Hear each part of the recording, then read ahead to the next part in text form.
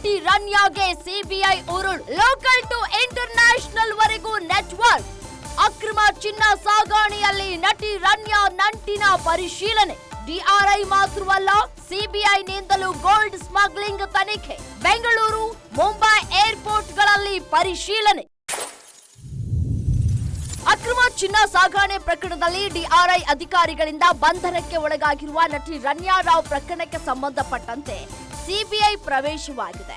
ಪ್ರಕರಣ ಬೆಳಕಿಗೆ ಬಂದ ಬೆನ್ನಲ್ಲೇ ಸಿಬಿಐ ಅಧಿಕಾರಿಗಳು ವಿದೇಶಗಳಿಂದ ಭಾರತಕ್ಕೆ ಅಕ್ರಮ ಚಿನ್ನ ಸಾಗಾಣೆ ಮಾಡುವವರ ವಿರುದ್ಧ ಪ್ರತ್ಯೇಕ ಎಫ್ಐಆರ್ ದಾಖಲಿಸಿಕೊಂಡಿದ್ದಾರೆ. ಈ ಮೂಲಕ ನಟಿ ರನ್ಯಾ ರಾವ್ಗೆ ಮತ್ತೊಂದು ದೊಡ್ಡ ಸಂಕಷ್ಟ ಎದುರಾಗಿದೆ. ಮತ್ತೊಂದೆಡೆ ಜಾರಿ ನಿರ್ದೇಶನಾಲಯ ಅಂದ್ರೆ ಇಡಿ ಕೂಡ ಇಸಿಐಆರ್ ದಾಖಲಿಸಿಕೊಳ್ಳೋದಕ್ಕೆ ಸಿದ್ಧತೆಯನ್ನ ನಡೆಸಿದೆ ಅಂತ ಮಾಹಿತಿ ಲಭ್ಯ ಆಗಿದೆ. ಮಾರ್ಚ್ 4ರಂದು ರನ್ಯಾ ರಾವ್ ಬಂಧಿಸಿದ ಡಿಆರ್ಐ ಅಧಿಕಾರಿಗಳು ಆಕೆಯಿಂದ 12 ಕೋಟಿ ರೂಪಾಯಿ ಮೌಲ್ಯದ 14.8 ಕೆಜಿ ಚಿನ್ನದ ಗಟ್ಟಿಯನ್ನ ಜಪ್ತಿ ಮಾಡಿದ್ರು.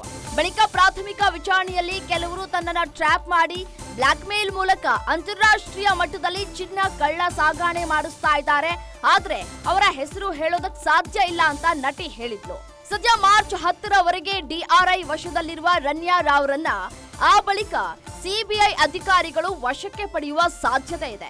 ರನ್ಯಾ ರಾವ್ ಹೆಸರು ಉಲ್ಲೇಖಿಸಿ ಪ್ರಕರಣ ದಾಖಲಿಸಿಕೊಳ್ಳದಿದ್ದರೂ ದೇಶದಾದ್ಯಂತ ಅಕ್ರಮ ಚಿನ್ನ ಸಾಗಾಣೆ ಗ್ಯಾಂಗ್ ವಿರುದ್ಧ ಎಫ್ಐಆರ್ ದಾಖಲಿಸಿಕೊಂಡಿದೆ. ಹೀಗಾಗಿ ಈಕೆಯನ್ನು ವಿಚಾರಣೆಗೆ ಒಳಪಡಿಸಿ ತಂಡವನ್ನ ಬೇಟೆಯಾಡಲು ಸಿಬಿಐ ಕಾರ್ಯತಂತ್ರ ರೂಪಿಸಿದೆ ಅಂತ ಮಾಹಿತಿ ಲಭ್ಯ ಆಗಿದೆ.